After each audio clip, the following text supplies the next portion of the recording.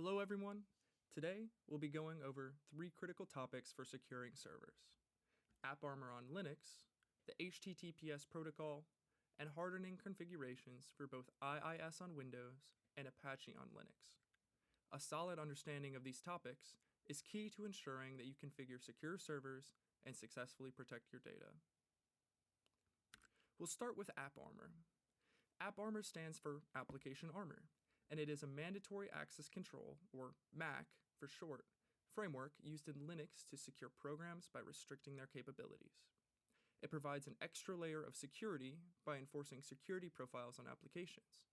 By enforcing the system-wide policies on which applications can access which resources, like files, ports, or connected devices, a potentially exploited vulnerability in one application will be restricted in its damage to other parts of the system in case of a breach. Say, if a hacker gets access to one application, but that application doesn't have escalated permissions within the system, they'll be stuck there. AppArmor operates using profiles, which define what resources, like files, network access, or connected devices, each application can access. These profiles can be in one of 2 modes: complain and enforce. In complain mode, AppArmor will log violations, but won't actually block access. In enforce mode, however, it will block the action if it violates the profile. It's the stricter mode. We'll talk about how to check the status of AppArmor, because this is important to see which applications have access to what. To check the status of AppArmor and to see how many profiles are currently loaded, you can run the following command in your terminal. It's the one listed there, the sudo aa-status.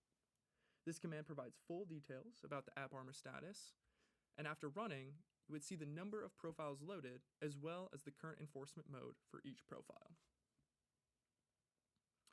Now we'll talk about 3 key hardening recommendations for use with AppArmor. Firstly, you're going to want to use enforce mode for critical applications. Make sure these critical applications running on your web server, database, or any other service handling sensitive data are running in enforce mode, not just complain mode. This will ensure that any unauthorized access attempts are blocked, rather than just logging it for later review.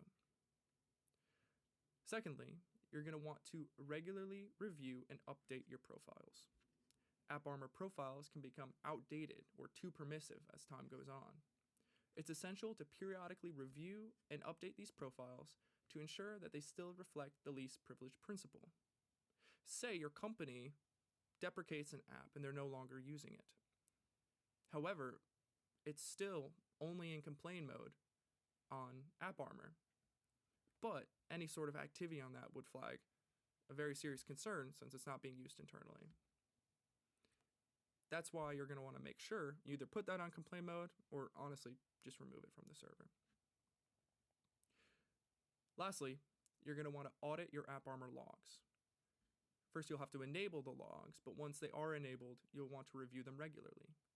These logs provide valuable insights into any sort of violations or blocked attempts and allow you to spot potential security issues early. It's much easier to mitigate a security vulnerability before it happens, rather than clean up afterwards. Now we'll move on to the HTTPS protocol. What is HTTPS? Well, HTTPS stands for Hypertext Transfer Protocol Secure, which is basically the protocol used for secure communication over a computer network, especially in reference to the internet. It uses end-to-end encryption to ensure data privacy and prevent eavesdropping and data tampering. Let's quickly touch on the key difference between HTTPS and HTTP. HTTP is not encrypted, which means that the data exchange between the server and the client is visible to anyone who intercepts it. This poses a risk for sensitive information like passwords, credit card numbers, social security numbers, etc., to fall into the wrong hands. On the other hand, HTTPS adds that layer of security by encrypting the data using SSL or TLS certificates. This ensures that even if the data is intercepted along the way, it cannot be read or tampered with. This offers a much more secure browsing experience. Now we'll talk about HTTPS as they apply to IIS in Windows and Apache in Linux. HTTPS is used widely across web servers, and then how they're configured in IIS and Apache differs slightly. In IIS, to enable HTTPS, you'll need to first obtain an SSL certificate from a certificate authority of choice. Once you install this SSL certificate onto the server, you're going to bind the certificate to your actual website using the IIS manager. And even then, once it's bound, you'll want to make sure you force HTTPS access by using URL redirects. This should set up a secure browsing environment. Now for Apache, you're also going to need a certificate from your certificate authority of choice, and you're going to want to install an SSL module using a command such as sudo a2 nmod ssl, as shown here. You can also use tools like certbot with the command shown in order to simplify and organize installing that actual certificate on your server. Now, once that is configured, you're also going to want to configure your basic Apache files to make sure it can serve HTTPS. And you're going to want to open port 443. Another difference between HTTPS and HTTP that I did not discuss earlier is that HTTPS just is related to port 443 and HTTP is related to port 80. Now we're going to talk about simple HTTPS hardening across the board. First, you're going to want to disable weak cipher suites. For both IIS and Apache, you should be configuring your servers with strong ciphers in mind. You don't want to use something like RC4 or 3DES. Something like AES-256 is plenty fine for your use. Secondly, you're going to want to implement HTTP Strict Transport Security, or HSTS. This is a security feature that tells browsers to only interact with your site over HTTPS and deny, attempts for HTTP. Third, you're going to want to enable perfect forward secrecy, or PFS. PFS ensures that even if a server's private key is compromised, past communications remain secure. This can be enabled by using strong cipher suites that support PFS in both IIS and Apache. Thus, when a hacker acquires the secret key, or the private key, they won't be able to read past communication, and it'll be up to the administrator to obtain a new private key before too much damage is done. Now we're going to look at hardening IIS and Apache servers specifically. For IIS, you can first disable unnecessary services. This one is also kind of general, it's across the board, but IIS does come with some services that you may or may not need. For instance, if your application is not going to use a protocol like FTP, File Transfer Protocol, you're going to want to disable that so you can minimize your attack surface and minimize the number of avenues that a hacker might take to enter your system. Secondly, you're going to want to configure request filtering. You can use IIS's built-in request filtering feature to block suspicious or malicious requests.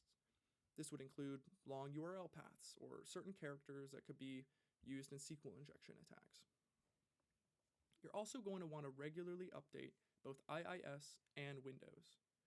You're going to want to apply security patches and updates as soon as they are released. Vulnerabilities in IIS and the underlying Windows server can expose your system to risk. For instance, a hacker obtains a 0-day vulnerability. They use it on some servers, and they break in and cause a lot of damage.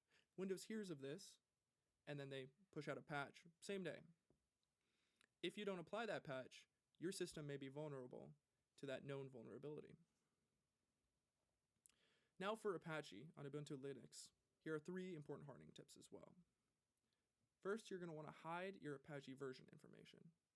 By default, Apache reveals its version information in the HTTP headers, and this could help attackers figure out if any of those vulnerabilities still exist, say if you don't update regularly.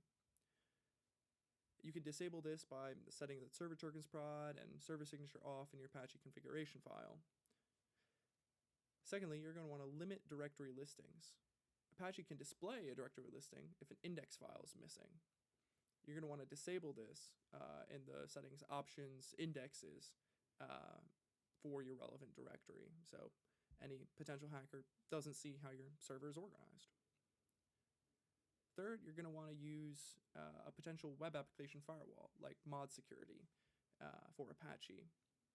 This can protect the server against a wide range of attacks, including SQL injection or cross-site scripting.